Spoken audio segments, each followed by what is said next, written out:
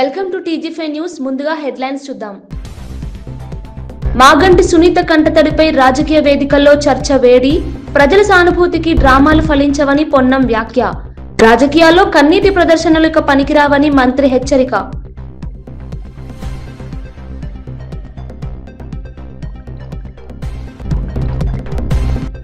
విశాఖలో గూగుల్ ఒప్పందం నా జీవితకి గర్వకారణమన్న చంద్రబాబు. యువతకు 1000 ఉద్యోగాలు, గూగుల్ ఒప్పందం మైలురాయి నిలుస్తుందని వ్యాఖ్య. గూగుల్ అడుగుతో ఏపీ టెక్ రంగానికి నూతన ఊపు ఇస్తుందని వెల్లడి.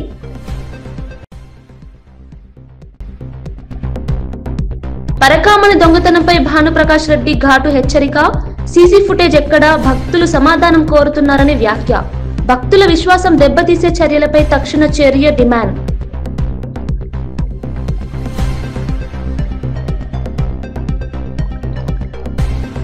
ప్రజల ఆరోగ్య బాధ్యత ప్రైవేట్ చేతుల్లోకి వెళ్తోందని ధర్మాన విమర్శ. మెడికల్ కాలేజీల ప్రైవేటీకరణ ప్రజలకు అన్యాయమని వ్యాఖ్య. దూర ప్రాంత ప్రజలకు వైద్య సేవలు అందకపోతే ఎవరు బాధ్యత వహిస్తారని ప్రశ్న. టీడీపీ నేత మాగంటి సునీత కంటతడి రాజకీయ వేదికపై చర్చనీయాంశమైంది. దీనిపై మంత్రి పొన్నం ప్రభాకర్ స్పందిస్తూ, ఎవరికైనా బాధ ఉండొచ్చు, కానీ ప్రజల సానుభూతి కోసం రాజకీయ వేదికలపై కన్నీరు కార్చడం సరికాదన్నారు. రాజకీయాల్లో భావోద్వేగాలకు చోటుండదని వ్యాఖ్యానించారు. ఈ డ్రామా అంతా సినిమాల్లో చూసినట్లుగా ఉందని విమర్శలు చేశారు. ప్రజలు ఇప్పుడు వివేకంతో వ్యవహరిస్తున్నారని, సానుభూతి కోసం ప్రదర్శనలు ఇక ఫలించవని పేర్కొన్నారు. పొన్నం వ్యాఖ్యలతో రాజకీయ వర్గాల్లో చర్చలు మళ్లీ రగిలాయి. ప్రసంగాల మధ్య కన్నీళ్లు పెట్టుకొని సానుభూతి ఓట్లు సంపాదించాలనే ప్రయత్నం చేస్తున్న కేటీఆర్, హరీష్ రావు, ఇతర టీఆర్ఎస్ నాయకులను కోరుతా ఉన్నారు. మీరు 10 సంవత్సరాలుగా జూబ్లీహిల్స్ చేసిన అభివృద్ధికి సంబంధించిన చర్చ రెడీ. ఆ అంశం చెప్పలేక కన్నీళ్లు పెట్టుకొని ఒకరు ఓదార్తుంటే ఒక ఈ డ్రామా అంతా కూడా సినిమాలో చూసినట్టు అనిపిస్తూ ఉంది. తప్పకుండా ఈ దెబ్బతోటి శాసనసభలో ఓడిపోయినటువంటి దానికి, తిరిగి పార్లమెంట్లో 0 సీట్లకు వచ్చిన దానికి, కంటోన్మెంట్ ఉప ఎన్నిక దెబ్బకు, జూబ్లీహిల్స్ దెబ్బకు గుయ్యం అనేటువంటి పరిస్థితి వాళ్ళు ఎదుర్కొంటారు. ఆ ఏడుపుల యొక్క ప్రక్రియ చూస్తుంటే ఆర్టిఫిషియల్ గా నువ్వు ఏడవాల్సిందే అని వీళ్ళు చెప్తున్నటువంటి అంతర్గతంగా కొంతమంది కార్యకర్తలు చెప్తున్నారు. అమ్మ నువ్వు ప్రతి డ్యాన్స్ ఏడవాలని ఆమె చెప్తుంటే కృత్రిమ ఏడుపు అనేటువంటిది మంచిది కాదు. ఆ సోదరి పట్ల మాకు సానుభూతి ఉన్న రాజకీయాలు సానుభూతి వేరు. ఆంధ్రప్రదేశ్ టెక్ రంగంలో కొత్త అధ్యాయం మొదలైందని మంత్రి నారా లోకేష్ అన్నారు. గూగుల్ క్లౌడ్ తో రాష్ట్ర ప్రభుత్వం ఒప్పందం చేసుకోవడం చారిత్రాత్మక ఘట్టమని పేర్కొన్నారు. డిజిటల్ ఇన్నోవేషన్, ఆర్టిఫిషియల్ ఇంటెలిజెన్స్ రంగాల్లో ఏపీ ముందంజల్లో ఉంటుందని తెలిపారు. గ్లోబల్ కంపెనీలతో కలిసి పనిచేయడం ద్వారా యువతకు కొత్త అవకాశాలు కలుగుతాయని అన్నారు. గూగుల్ వంటి సంస్థలు రాష్ట్ర అభివృద్ధికి మైలురాయిగా నిలుస్తాయని లోకేష్ పేర్కొన్నారు. ఏపీని టెక్నాలజీ హబ్ గా తీర్చిదిద్దేందుకు ప్రభుత్వం కృషి చేస్తోందని తెలిపారు. Senior ministers have given me clear guidance that we have to skill up. We have to embrace AI. We have to look at revamping our curriculum, getting our youngsters ready for the next wave of opportunities. India has been the beneficiary of the IT education in the past. We have seen the Y2K revolution transform cities like Hyderabad and Bangalore. And now we're going to see that AI revolution transforming the next wave of cities, if I may. And that's where education plays a very, very important role. And the Honorable Chief Minister has always understood it. That's why education and IT is under one minister. And the idea is to marry these two and ensure that these result in tangible outcomes in the field level. CM Chandrababu మాట్లాడుతూ, Google విశాఖలో అడుగుపెట్టడం తన రాజకీయ జీవితంలో ఒక పెద్ద విజయమని పేర్కొన్నారు. గతంలో హైదరాబాద్ లో హైటెక్ సిటీని అభివృద్ధి చేసినట్లే ఇప్పుడు విశాఖని ఐటీ హబ్ గా తీర్చిదిద్దుతామని తెలిపారు. ఈ ఒప్పందం ఆంధ్రప్రదేశ్ టెక్ రంగానికి కొత్త ఊపుని ఇస్తుందని చెప్పారు. రాష్ట్ర యువతకు వేలాది ఉద్యోగ అవకాశాలు కలుగుతాయని ఆశాభావం వ్యక్తం చేశారు. భవిష్యత్తులో విశాఖను ప్రపంచ స్థాయి డిజిటల్ కేంద్రంగా తీర్చిదిద్దడం తమ లక్ష్యమని పేర్కొన్నారు. గూగుల్ పెట్టుబడులు రాష్ట్ర అభివృద్ధికి మైలురాయిగా నిలుస్తాయని అన్నారు. Google has come to Visakhapatnam. We are very happy. According to me, we are in an inspiring time. Technology is matured. I have seen once line telephones. That is how we used to do lightning call. We used to take 1 week or 10 days or never matured. That were the days. Now, Even everybody is having a smartphone. మంత్రి కొండా సురేఖ మాట్లాడుతూ Congress party ఎల్లప్పుడూ ప్రజల అభిప్రాయాల ప్రకారమే నిర్ణయాలు తీసుకుంటుందని తెలిపారు. ప్రజాస్వామ్య పద్ధతిలోనే స్థానిక సంస్థల ఎన్నికలు కూడా జరుగుతాయని చెప్పారు. డీసీసీ అధ్యక్షుల వ్యవహారంలో ఏఐసీసీ ఆదేశాల మేరకే పరిశీలకులు రాష్ట్రానికి వచ్చినట్లు వెల్లడించారు. ప్రజా సమస్యలను పరిష్కరించడమే తమ ప్రభుత్వ ధ్యేయమని పేర్కొన్నారు. కాంగ్రెస్ ప్రభుత్వం తీసుకుంటున్న ప్రతి నిర్ణయం ప్రజల మేలు దిశగా సాగుతుందని చెప్పారు. రేవంత్ రెడ్డి నాయకత్వంలో తెలంగాణ అభివృద్ధి దిశగా ముందుకు సాగుతోందని సురేఖ వ్యాఖ్యానించారు. పార్టీ ముందుకు నడుస్తుంది. అదే క్రమంలో మొన్న youth elections, state youth elections కూడా మీరు చూశారు. అది డెమోక్రటిక్ వేలో యూత్ ను కూడా ఎలక్షన్ కూడా జరగడం జరిగింది. అదే పద్ధతిలో ఈరోజు మన అబ్జర్వర్ గారిని కూడా ఎందుకు పంపించారు అంటే, ఇక్కడ డిసిసి అధ్యక్షులను కూడా మరి ప్రజల కోరిక మేరకు, ప్రజల అభిష్టం మేరకు పనిచేసే వాళ్ళని, వాళ్ళ ఇష్టపడ్డ వాళ్ళని ఈరోజు నామినేట్ చేయడానికి, వారు ఏఐసిసి పంపడానికి ఇక్కడికి వారు రావడం జరిగింది. ముఖ్యంగా పార్టీని ఇంకా బలోపేతం చేయడానికి. ఎందుకంటే ఇప్పుడు లోకల్ బాడీ ఎలక్షన్స్ ఉన్నాయి, రాబోయే కార్పొరేషన్ ఎలక్షన్స్ ఉన్నాయి. ఇవన్నీ కూడా జరగాలి. మళ్ళీ ఇంకా వాటిల్లో ఎక్కువ మెజారిటీతో మళ్ళీ గెలవాలి అంటే తప్పనిసరిగా గ్రాస్ రూట్ నుంచి కూడా కార్యకర్తలను మళ్ళీ వాళ్ళను ఉత్సాహపరుస్తూ ముందుకు నడిపించాల్సిన నాయకత్వం ఉండాల్సిన అవసరం ఉన్నది. ఇప్పటికే నాయన రాజేందర్ రెడ్డి గారు కానీ, స్వర్ణక్క కానీ, మరి వరంగల్లో ఇటు హన్మకొండ వాళ్ళ అధ్యక్షతన మంచి ఆర్గనైజేషన్ తోటి ముందుకెళ్తూ అందరినీ కూడా ఉత్సాహపరుస్తూ ముందుకు వెళ్తా ఉన్నారు. మరి మళ్ళీ ఇప్పుడు ఏఐసిసి ఆదేశాల మేరకు మళ్ళీ రిక్రూట్మెంట్ అనేది చెయ్యాలి అని ఆదేశించిన మేరకు వారు రావడం జరిగింది. జేసీ ప్రభాకర్ రెడ్డి, కమ్మ సంఘం నేత కాకల రంగనాథ్ల మధ్య వివాదం తీవ్రతరం అయింది. అసమ్మతి నేతలపై చర్యలు తప్పవని హెచ్చరించిన జేసీ ప్రభాకర్ రెడ్డి, కాకల రంగనాథ్ మరియు ఆయన సోదరులను టీడీపీ నుంచి సస్పెండ్ చేస్తున్నట్లు ప్రకటించారు.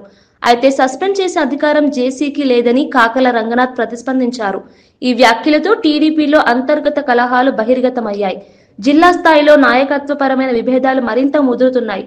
రానున్న రోజుల్లో పార్టీ పరిస్థితిపై ఈ వివాదం ప్రభావం చూపే అవకాశం కనిపిస్తోంది.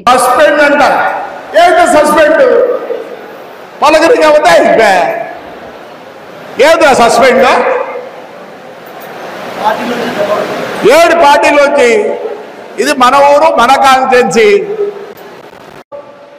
ఎవరినో సస్పెండ్ చేయాలి, డిస్పెండ్ చేయాలంట. వస్తేనే సస్పెండ్ కాదు, ఎక్కువ మాట్లాడితే ఇంకో విధంగా ఉంటుంది, జాగ్రత్త ఉండండి. ఏదో మీ చిన్న ఆయన చంపినట్లు, కోళ్ళ పాడు రంగయ్య చంపినట్లు ఏది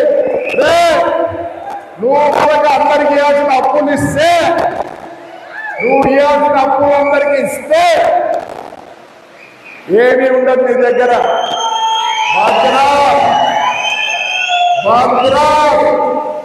మళ్ళీ చెప్తున్నా భద్రా. వ్యవసాయ మంత్రి Tummala Nageswara Rao national mission on edible oil seeds 2025-26 కార్యక్రమంలో భాగంగా ఉచిత వేరుశెనగ విత్తనాల పంపిణీని వీడియో కాన్ఫరెన్స్ ద్వారా ప్రారంభించారు. రాష్ట్ర వ్యాప్తంగా నాణ్యమైన విత్తనాలను 100% సబ్సిడీతో అందజేస్తున్నట్లు తెలిపారు. నూనె గింజల ఉత్పత్తి పెంపుతో రైతుల ఆదాయాన్ని పెంచడమే ప్రభుత్వ లక్ష్యమని చెప్పారు. తెలంగాణను నూనె గింజల ఉత్పత్తిలో స్వయం సమృద్ధి దిశగా తీసుకెళ్లేందుకు ప్రభుత్వం కట్టుతడి ఉందని మంత్రి పేర్కొన్నారు.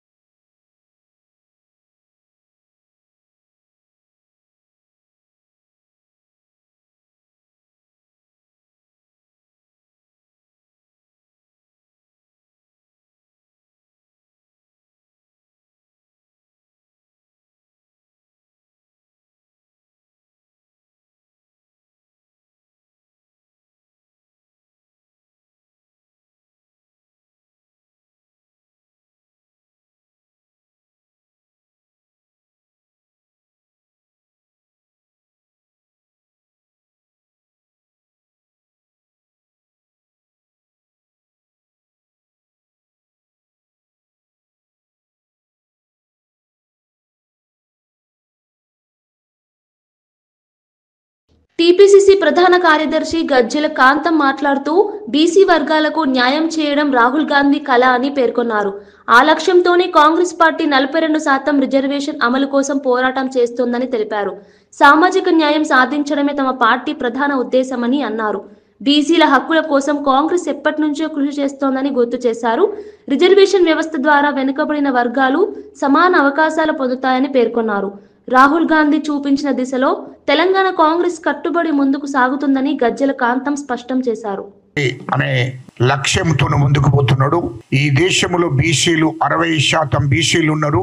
బీసీల జనాభా నిష్పత్తి ప్రకారము వాళ్లకు రిజర్వేషన్లు అమలు చేయాలనేటువంటి లక్ష్యంతో మా రాహుల్ గాంధీ గారు ముందుకు పోతున్నాడు. వీళ్ళు ఎస్సీల జనాభా నిష్పత్తి ప్రకారం వాళ్లకు రిజర్వేషన్లు కావాలి, ఎస్టీలకు జనాభా నిష్పత్తి ప్రకారం వాళ్లకు రిజర్వేషన్లు కావాలి, అగ్రవర్ణాల పేదలకు వాళ్ళ జనాభా నిష్పత్తి ప్రకారం వాళ్ళకు కూడా రిజర్వేషన్లు అమలవుతున్నాయి. అందులో భాగంగానే దేశంలో 60% బీసీలు ఉన్నారు కాబట్టి వాళ్ళ జనాభా నిష్పత్తి ప్రకారం వాళ్ళకు రిజర్వేషన్లు కావాలన్న లక్ష్యంతో దేశవ్యాప్తంగా మరి కులగణన జరగాలని చెప్పి రాహుల్ గాంధీ గారు పిలుపునివ్వడం జరిగింది. బీసీలకు న్యాయం జరగాలి, వాళ్ళ జనాభా నిష్పత్తి ప్రకారం రిజర్వేషన్లు అమలు చేయాలనే లక్ష్యంతో మరి రాహుల్ గాంధీ గారు ముందుకు పోతున్నారు.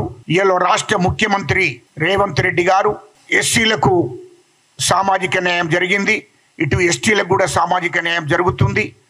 అందులో భాగంగానే బీసీలకు ఖచ్చితంగా మా ఆధినాయకత్వము, మా రాహుల్ గాంధీ గారు పిలుపు మేరకు, రాహుల్ గాంధీ గారి ఆదేశాల మేరకు తెలంగాణ రాష్ట్రంలో కూడా బీసీలకు ఖచ్చితంగా 42% రిజర్వేషన్లు ఇవ్వవలసిందని చెప్పి మరి రాహుల్ గాంధీ గారు ఆదేశాల మేరకే దీన్ని అమలు చేస్తున్నారు. అయితే ఇక్కడ కులగణన ఏడించడం జరిగింది. మా ముఖ్యమంత్రి రేవంత్ రెడ్డి గారు కులగణన వేయించి మరి కమిషన్ వేయడం జరిగింది. కమిషన్ ద్వారా రిపోర్ట్ తెప్పించుకోవడం జరిగింది. అసెంబ్లీ తీర్మానం చేయడం జరిగింది.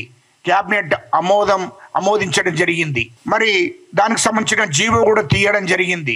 ఇన్ని వేసి చివరకు గవర్నర్ గారికి కూడా పంపడం జరిగింది. కేంద్ర ప్రభుత్వానికి కూడా పంపడం జరిగింది. కేంద్ర ప్రభుత్వానికి కూడా 9వ షెడ్యూల్లో చేర్చి దీన్ని చట్టం చేయాలని చెప్పి కేంద్ర ప్రభుత్వానికి కూడా పంపడం జరిగింది. మరి ఇయర్లో ముఖ్యమంత్రి తెలంగాణ జాగృతి యూత్ ఫెడరేషన్ రాష్ట్ర జిల్లా నాయకులకు నియామక పత్రాలు అందజేసిన సందర్భంగా జాగృతి అధ్యక్షురాలు కల్వకుంట్ల కవిత ప్రసంగించారు.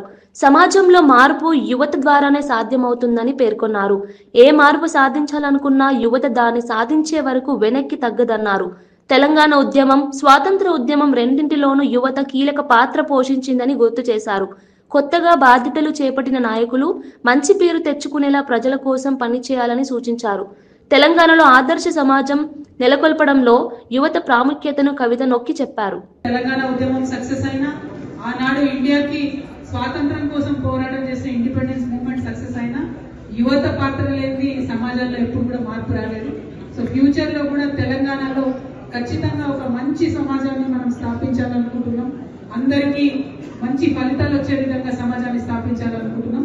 దాంట్లో యూత్ అందరి పార్టిసిపేషన్ కూడా ఉండే విధంగా అన్ని జిల్లాల నుంచి తరలి వచ్చిన మీ అందరికీ కూడా మనస్ఫూర్తిగా నమస్కారం తెలియజేస్తున్నాం. మరి ఇచ్చినటువంటి బాధ్యతని కష్టపడి చక్కగా పనిచేయాలని, జాగృతి సంస్థకు తెలంగాణ రాష్ట్రానికి మంచి పేరు తెచ్చే విధంగా పనిచేయాలని కూడా మీ అందరినీ రిక్వెస్ట్ చేస్తున్నాం. Thank you. జై తెలంగాణ, జై జాగృతి.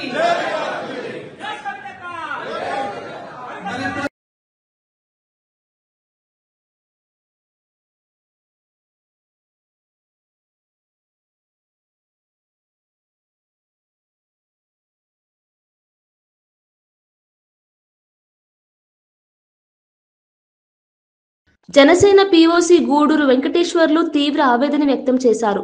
కూటమి అధికారంలోకి వచ్చినా తమ నేతలపై సక్సెస్ సాధింపు చర్యలు ఆగలేదని ఆరోపించారు. టీడీపీ ఎమ్మెల్యే బొజ్జల వెంకట్ సుధీర్ రెడ్డిని వెంటనే సస్పెండ్ చేయాలని డిమాండ్ చేశారు. వెంకటగిరి ఎమ్మెల్యే కురుగొండ్ల రామకృష్ణ తమను వాడుకొని తప్పుడు కేసులు పెట్టించారన్నారు. కూటమిలోని కొంతమంది నేతలు తాము అనుభవిస్తున్న అన్యాయంపై నిశ్శబ్దంగా ఉన్నారని విమర్శించారు. పార్టీ అంతర్గత వ్యవహారాలను పరిష్కరించాలంటూ పై స్థాయి నేతలకు విజ్ఞప్తి చేశారు. ఈ వ్యాఖ్యలతో కూటమి వర్గాల్లో రాజకీయ చర్చలు ఊపందుకున్నాయి. కోసం పేద బడుగు బలహీన వర్గాల కోసం పనిచేసే పవన్ కళ్యాణ్ గారిని సీఎంగా చూసి మంచి భవిష్యత్తు రాష్ట్రానికి ఇవ్వాలని కోరికతో మేమందరం కూడా గత జనసేన పార్టీ ఆవిర్భావం నుంచి అందరూ చాలా గట్టిగా ప్రాణం పెట్టి పనిచేసాం అన్ని నియోజకవర్గాల్లో. కానీ అందరం కూడా రాష్ట్ర వ్యాప్తంగా 175 నియోజకవర్గాలు 25 ఎంపీల్లో జనసేన వాళ్ళు అందరూ కూడా పోటీ చేయాలని కోరికతోనే జనసేన పార్టీలు అందరూ కొనసాగడం జరిగింది. కానీ ఎత్తులు పొత్తుల్లో కొన్ని కారణాల వల్ల కళ్యాణ్ గారు తెలుగుదేశం పార్టీతో పొత్తు పెట్టుకున్నా ప్రాణం బట్టి తెలుగుదేశం పార్టీకి మేము చాలా గట్టిగా పనిచేసాం. ఎందుకంటే ప్రతిపక్షంలో వైసీపీ ఉన్నప్పుడు ప్రతిపక్షంలో తెలుగుదేశం పాత్ర ఎక్కడా పోషించాల. ఎందుకంటే వెంకటగిరిలో మీరు ఉండే మీడియాలు యూట్యూబ్లు ఏవైనా చూసుకోండి, ఎవరు ఎక్కువగా ఆ రోజుల్లో స్పందించి మాట్లాడారు పార్టీకి అని అంటే ఒక జనసేననే ఎక్కువ కనపడుతుంది. ఎందుకంటే ఆ విధంగా వైసీపీ మీద ఆ పరిపాలన వస్తే మళ్ళా రాష్ట్రం అధోగతి పాలైపోద్దని చెప్పి ఉద్దేశంతో మాకు నచ్చినా నచ్చకపోయినా మా నాయకుడు అధినాయకుడు ఒక గౌరవిస్తూ మాటను గౌరవిస్తూ మేము జనసేన పార్టీ తెలుగుదేశానికి చాలా అండగా పనిచేయడం జరిగింది.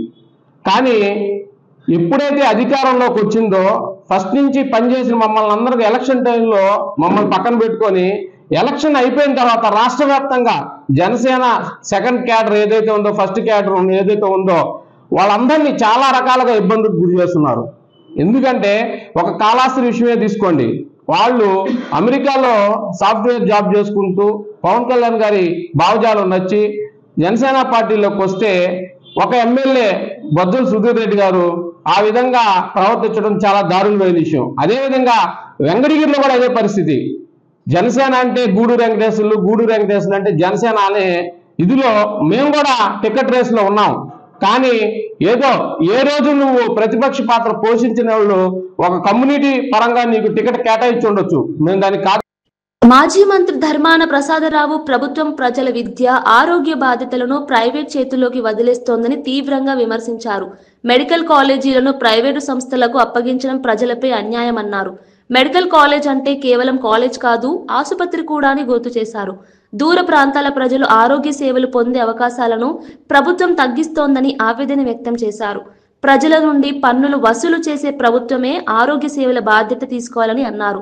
ప్రజల సంక్షేమం కంటే వ్యాపార ప్రయోజనాలను ప్రాధాన్యమిస్తున్న ఈ విధానం సరికాదని ధర్మాన విమర్శించారు. కొన్ని బోధనాసుపత్రులు, కొన్ని హాస్పిటల్స్, వైద్యం అంతా ప్రైవేట్ పరం చేసేటువంటి నిర్ణయం తీసుకున్నారు. ఇది రాజ్యాంగ విరుద్ధమైంది. రెండవది, మనలాంటి ఆర్థిక స్థితిగతులు కలిగినటువంటి ప్రజలకు చాలా పెద్ద భారమైనటువంటి నిర్ణయం అని ఈ సందర్భంగా మనం చేస్తున్నాం. గడిచిన కొన్ని రోజులుగా రాష్ట్రం అంతా ఈ చర్చ నడుస్తూ ఉంది. విద్యార్థుల్లోనూ తల్లిదండ్రుల్లోనూ గట్టిగా పనిచేసినాయి, నిలబడగలిసినాయి, ప్రజల తరఫున భరోసా ఇవ్వగలిసినాయి. ప్రైవేట్ ఆసుపత్రులు ఎన్ని మనం విజిలెంట్గా ఉన్నప్పటికీ, ప్రభుత్వ అధికారులు ఉన్నప్పటికీ, ప్రైవేట్ ఆసుపత్రి అనేది ఆదాయం కోసం పెట్టుకున్నది కనుక ప్రజల నుంచి కరోనా భయాన్ని చూపించి దోపిడీ చేసే కార్యక్రమం దేశంలోనే జరిగిపోయింది. రాష్ట్రంలోనే కాదు, రాష్ట్రంలోనే జరిగింది, దేశంలోనూ కూడా జరిగింది. అంటే ఆనాడున్నటువంటి ప్రభుత్వ ఆసుపత్రుల్ని గట్టిగా పనిచేయించగలిసినాం కనుక కొంతవరకైనా ఆంధ్రప్రదేశ్లో మనం తట్టుకోగలిసినాం. ఐఏఎస్ అధికారులని ప్రతి హాస్పిటల్కి ఇన్ఛార్జీల కింద పెట్టి భోజన వస్తువులకు అవసరమైనటువంటి ధనాన్ని ఇచ్చి చాలా విజిలెంట్గా ఉండడం వల్ల కొంతైనా నిరోధించగలిసినాం. కానీ అల్టిమేట్గా దేశంలోని ప్రజలు ఎలాంటి అభిప్రాయానికి వచ్చారంటే వైద్యం అనేది వదిలేశారు, గాలికి వదిలేశారు.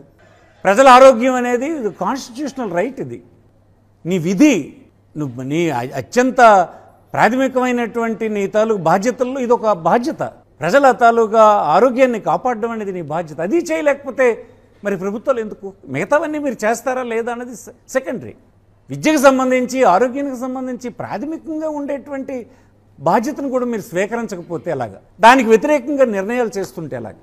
50% సీట్స్ 15,000 రూపాయల ఫీజుతో విద్యార్థి చదువుకునేటట్టుగా, అదే 35% కోటా సీట్లు 15 లక్షల ఫీజు చెల్లించేటట్టుగా మధ్యతరగతికి, ఎన్ఆర్ఐ కోటా కింద ఉన్నటువంటి 15%వి 20 లక్షలు చెల్లించేటట్టుగా, హాస్పిటల్ మెయింటెనెన్స్కి ఇబ్బంది లేకుండా ఆ ప్రాంతంలో ఉండేటువంటి ప్రజలకు వైద్యం అందుబాటులో వచ్చేటట్టుగా ఒక విశాలమైన ప్రయోజనాన్ని ఆశించి ఈ హాస్పిటల్ని రూపకల్పన చేయడం జరిగింది.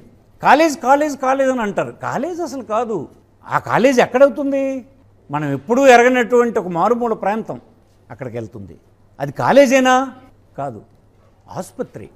విద్యార్థులకి, వైద్య విద్యార్థులకు బోధనతో సహా ఒక సమగ్రమైన ఆసుపత్రి అందుబాటులోకి తెస్తున్నాం. ఆ విధంగా మనం చూడాలి. దాన్ని మీరు ప్రైవేట్ పీపుల్కి ఇస్తామంటే ప్రైవేట్ పీపుల్ ఎందుకు మీరు ఇచ్చేస్తుంటారో చెప్పండి. ఈ భారం మేము మొయ్యలేము అనే కదా మీరు చెప్పేది.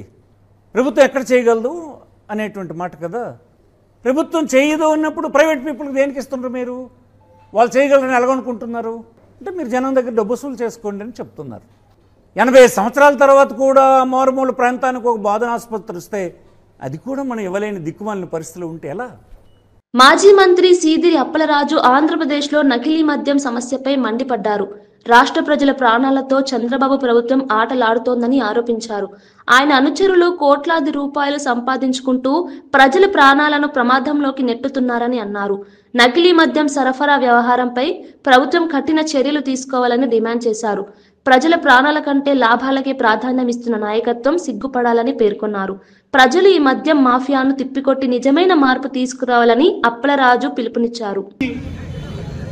నకిలీ మద్యం తయారు చేసి నకిలీ లేబుల్ అంటించి నాణ్యమైనటువంటి మద్యం పేరిట రాష్ట్ర వ్యాప్తంగా అన్ని షాపుల్లో కూడా సరఫరా చేస్తూ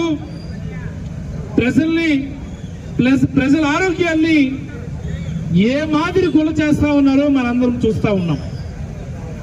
ఒకరు గమనించాలా, గతంలో జగన్మోహన్ రెడ్డి గారు ఉన్నప్పుడు ప్రభుత్వాలే షాపులు మెయింటైన్ చేస్తున్నప్పుడు చాలా ఖచ్చితంగా నోటిఫైడ్ డిస్టిలరీస్ నుండి నోటిఫైడ్ బ్రాండ్స్ ని సరఫరా చేస్తూ ప్రజల ఆరోగ్యానికి గ్యారంటీ ఇచ్చినటువంటి సందర్భం. మరి ఈ రోజు ఏది? ఎక్కడుంది ప్రజల ఆరోగ్యానికి భద్రత? ఎక్కడుంది మందు తాగే వాళ్ళకి ఇది నాణ్యమైనదా నకిలీదా అన్నటువంటి భరోసా ఎక్కడుందో నేను అడుగుతా ఉన్నాను నేను. మరి దీని ముఖ్యమంత్రి గారు కానీ ఇతరత్ర నాయకులు కానీ ఎవరు సమాధానం చెప్తారు? ఎన్ని వేల ప్రాణాలు పోయి ఉంటాయి ఈ 16 నెలల్లో ఒకసారి గమనించమని ప్రజలందరినీ కోరుతా ఉన్నాను. వైసీపీ వాళ్ళే నకిలీ మద్యాన్ని అలవాటు చేశారట. సిగ్గు లజ్జ ఉండాలంటే మాటలు మాట్లాడడానికి, బుర్రా బుద్ధి ఉండాలంటే మాటలు మాట్లాడడానికి స్వయంగా ఎమ్మెల్యేగా పోటీ చేసినటువంటి మీ అభ్యర్థి దీనికి సూత్రధారుడు అయితే దాన్ని కూడా మీరు వైఎస్ఆర్ కాంగ్రెస్ పార్టీకి అంటగడతా ఉన్నారంటే అది మీ దివాలా కోరతనానికి నిదర్శనం అని చెప్పి సందర్భంగా తెలుగుదేశం నాయకులకు నేను చెప్పదలుచుకున్నాను. నేను నకిలీ మద్యం ఒక ముఠా అయితే వేల కోట్లు దందా జరుగుతూ ఉంటే పలాస నియోజకవర్గంలో మరో రకమైనటువంటి అదనపు దందా జరుగుతూ ఉంది. అమ్ముతున్నదేమో నకిలీ మద్యమే, దానిపైన కూడా మళ్ళీ అదనంగా లిక్కర్ బాటిల్ కి 10 రూపాయలు అదనంగా. టీపీసీసీ అధ్యక్షుడు మహేష్ కుమార్ గౌడ్ మాట్లాడుతూ బీసీలకు 42% రిజర్వేషన్లు ఇవ్వాలన్న కాంగ్రెస్ ప్రభుత్వం నిర్ణయం చారిత్రాత్మకని పేర్కొన్నారు. బీజేపీ, బీఆర్ఎస్ వ్యతిరేకించినా ప్రజల మేలు కోసం ముందుకు సాగుతున్నాయని తెలిపారు. హైకోర్టు తీర్పు బాధాకరమని, న్యాయం కోసం సుప్రీంకోర్టులో స్పెషల్ లీవ్ పిటిషన్ దాఖలు చేసినట్లు వెల్లడించారు. బీసీ వర్గాల హక్కుల కోసం కాంగ్రెస్ పార్టీ చివరి వరకు పోరాడుతుందని చెప్పారు. రాహుల్ గాంధీ ఆలోచనల ప్రకారం సామాజిక న్యాయం సాధించేందుకు ప్రభుత్వం కట్టుబడి ఉందని పేర్కొన్నారు. సుప్రీంకోర్టు నుంచి న్యాయం జరుగుతుందని గౌడ్ విశ్వాసం వ్యక్తం చేశారు. మొదట్లో అసెంబ్లీలో పాస్ చేసినటువంటి చట్టాలు కావచ్చు, తర్వాత మేమిచ్చిన జీవో కావచ్చు, ఇవన్నీ కూడా చరిత్రాత్మక నిర్ణయాలు. ఓబీసీల యొక్క జీవితాలు బాగుపరచాలని చిత్తశుద్ధితో కాంగ్రెస్ పార్టీ తీసుకున్నట్టు అన్ని కార్యక్రమాలు అడుగడుగున బీజేపీ, బీఆర్ఎస్ వ్యతిరేకిస్తూ వచ్చినప్పటికీ కూడా ఎక్కడ వెనక్కి తగ్గకుండా తెలంగాణ ప్రభుత్వం ముఖ్యమంత్రి రేవంత్ రెడ్డి గారి నేతృత్వంలో చట్టాలు చేయడం, ఆర్డినెన్స్ తీసుకురావడం, జీవో ఇచ్చి ఎన్నికలకు పోవాలనుకోవడం, ఇవన్నిటి కూడా పూర్తి వివరాలతో మేము హైకోర్టులో వాదించినప్పటికి కూడా స్టే ఇవ్వడమే కాకుండా టోటల్ రిలీఫ్ చేసినారు. ఎలక్షన్లకు పాత పద్ధతినే, పాత రిజర్వేషన్ ప్రకారమే పోవాలని హైకోర్టు ఇచ్చిన తీర్పు చాలా బాధాకరం. మా న్యాయ కోవిధులు అన్ని విషయాలు కూలంకషంగా హైకోర్టుకి విన్నవించినప్పటికీ మాకు అవకాశం ఇవ్వకుండా టోటల్ ఎలక్షన్కి పోవాలని రిలీఫ్ ఇవ్వడం అన్నదని ఇది చాలా బాధాకరమైన విషయం. అందుకే తెలంగాణ ప్రభుత్వం అదేవిధంగా కాంగ్రెస్ పార్టీ నిన్న సుప్రీంకోర్టులో హైకోర్టు ఇచ్చినటువంటి స్టేని ఆర్డర్ని ఛాలెంజ్ చేస్తూ స్పెషల్ లీవ్ పిటిషన్ దాఖలు చేయడం జరిగింది. దాంట్లో భాగంగానే ఇప్పుడు నేను మా సీనియర్ అడ్వకేట్ అభిషేక్ సింగితో దాదాపు గంట పాటు వారితో సమావేశమైనాం. అన్ని విషయాలు కూలంకషంగా చర్చించినాం. ఇది గురువారానికి మా అడ్వకేట్స్ మా న్యాయవాదులందరూ కూడా గురువారం వరకు వస్తుందని ఆశాభావం వ్యక్తం చేస్తా ఉన్నాం. బులెటిన్ ముగించే ముందు హెడ్లైన్స్ మరోసారి చూద్దాం. మాగంటి సునీత కంటతడిపై రాజకీయ వేదికల్లో చర్చ వేడి, ప్రజల సానుభూతికి డ్రామాలు ఫలించవని పొన్నం వ్యాఖ్య. రాజకీయాల్లో కన్నీటి ప్రదర్శనలు ఇక పనికిరావని మంత్రి హెచ్చరిక.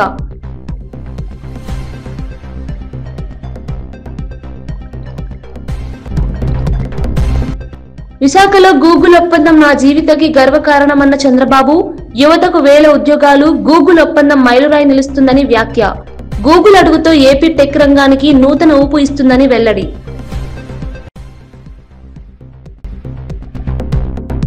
పరకామణి దొంగతనంపై భానుప్రకాష్ రెడ్డి ఘాటు హెచ్చరిక.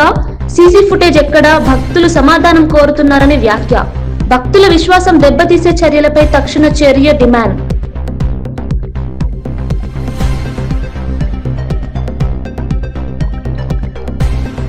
ప్రజల ఆరోగ్య బాధ్యత ప్రైవేట్ చేతుల్లోకి వెళ్తోందని ధర్మాన విమర్శ.